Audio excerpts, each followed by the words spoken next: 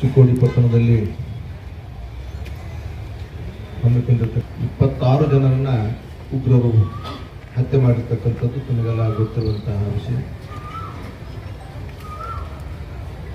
ಬಹಳಷ್ಟು ಧರ್ಮವನ್ನು ಹೊಂದಿರತಕ್ಕಂಥ ದೇಶ ಇದು.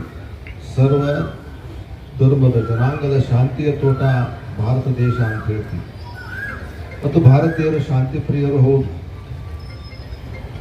ಈ ಮಾಂಟೇಶ್ ಕೋರ್ಟ್ನ ಹೇಳಿದ ಹಾಗೆ ಅದು ದೌರ್ಬಲ್ಯ ಅಂತ ಬೇರೆಯವರು ತಿಳ್ಕೋಬಾರ್ದು, ಬೇರೆ ದೇಶ ತಿಳ್ಕೋಬಾರ್ದು. ಇವತ್ತು ಈ ಘಟನೆಯನ್ನು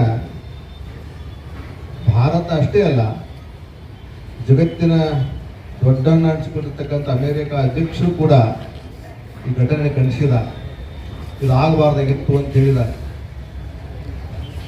ಇವತ್ತು ಬೇರೆ ದೇಶದವರು ಕೂಡ ಇದನ್ನು ಖಂಡಿಸಿ ಭಾರತ ಸರ್ಕಾರಕ್ಕೆ ಬೆಂಬಲವನ್ನು ಸೂಚಿಸಿದ್ದಾರೆ.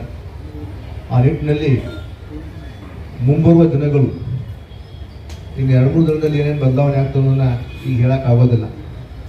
ಆದರೂ ಕೂಡ ನಾವೆಲ್ಲರೂ ಒಂದಾಗಿ ಸರ್ಕಾರದೊಂದಿಗೆ, ಯಾಕಂದರೆ ಈಗಾಗಲೇ ಅಮಿತ್ ಶಾ ಹೇಳಿದ್ದಾರೆ, ಪಾಕಿಸ್ತಾನಿಗಳು ಬೇರೆ ರಾಜ್ಯದಲ್ಲಿದ್ದಾರೆ ಅಂತಕ್ಕಂಥದ್ದು. ಅವರು ಅಧಿಕೃತವಾಗಿ ಇರ್ಬೋದು, ಅನಧಿಕೃತವಾಗಿರ್ಬೋದು, ಅವರೆಲ್ಲರೂ ಕೂಡ ನಾಳೆ ಸಂಜೆ ಒಳಗಾಗಿ ದೇಶ ತೊಲಗಬೇಕು ಅಂತ ಹೇಳಿದ್ದಾರೆ. ಆ ನಿಟ್ಟಿನಲ್ಲಿ ನಾವು ಭಾರತೀಯರಾಗಿರ್ತಕ್ಕಂಥವರು ಈ ನೆಲದ ಬಗ್ಗೆ, ದೇಶದ ಬಗ್ಗೆ, ದೇಶಾಭಿಮಾನ ಭಾಳ ಮುಖ್ಯವಾಗಿರ್ತಕ್ಕಂಥದ್ದು. ಆ ನಿಟ್ಟಿನಲ್ಲಿ ನಾವೆಲ್ಲರೂ ಒಗ್ಗಟ್ಟಾಗಿ ಇವತ್ತು ದೇಶಕ್ಕಾಗಿ ನಾವೇನು ತ್ಯಾಗ ಮಾಡಬೇಕು, ನಮ್ಮ ಕೆಲಸ ಇರೋದನ್ನು ನಾವು ತಿಳ್ಕೋಬೇಕು. ಬರೇ ಜನ್ಮಭೂಮಿ ಸರ್ಗಾದ ಗರಿಯರ ಅಷ್ಟ ಅನ್ನೋದಲ್ಲ, ಜನ್ಮಭೂಮಿ ಅಷ್ಟೇ ಅನ್ನೋದಲ್ಲ, ಜನ್ಮಭೂಮಿಗೆ ನಾವು ಏನಾದ್ರು ತ್ಯಾಗ ಮಾಡಬೇಕು. ಆ ನಿಟ್ಟಿನಲ್ಲಿ ಸಂದರ್ಭ ಬಂದಿರತಕ್ಕಂಥದ್ದು. ಇವತ್ತು ನಮ್ಮ ರಾಜ್ಯದ 3 ಜನ ಹುತಾತ್ಮರಾಗಿದ್ದಾರೆ.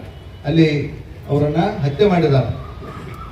ಗಂಡನನ್ನು ಕಳ್ಕೊಂಡಿರ್ತಕ್ಕಂತಹ ಹೆಂಡತಿ ಆ ಉಗ್ರನಿಗೊಂದು ಮಾತನ್ನು ಹೇಳ್ತಾಳೆ, ನನ್ನನ್ನು ಸಾಯಿಸು. ಈ ಮಾತು ಹೇಳ್ತಕ್ಕಂಥವ್ರು ಭಾರತ ದೇಶ ಬಿಟ್ಟು ಬೇರೆ ಯಾವ ದೇಶ ಹೇಳಂಗಿಲ್ಲ, ಗಂಡ ಸತ್ತ ನನ್ನನ್ನು ಸಾಯಿಸುವಂತೆ. ಅಷ್ಟು ಪತಿ ಬಗ್ಗೆ ಇರ್ತಕ್ಕಂಥ ಗೌರವವನ್ನು ನಾವು ಕಾಣ್ತೀವಿ. ಆದರೆ ಆ ಉಗ್ರರು ಪತಿಗಳನ್ನಷ್ಟೇ ಸಾಯಿಸಿದ್ದಾರೆ. ಆದರೂ ಕೂಡ ಇವತ್ತು ಆ ಕುಟುಂಬಗಳಿಗೆ ಏನು 26 ಜನ ಅಲ್ಲಿ ಉಗ್ರರಿಂದ ಹತ್ಯೆಯಾಗಿದ್ದಾರೆ, ಆ 26 ಕುಟುಂಬಗಳಿಗೆ ಆ ಒಂದು ಸಮಾಧಾನವನ್ನು, ಶಾಂತಿಯನ್ನು, ಇರುವಂಥ ಶಕ್ತಿಯನ್ನು ಭಗವಂತ ನೀಡಲಿ.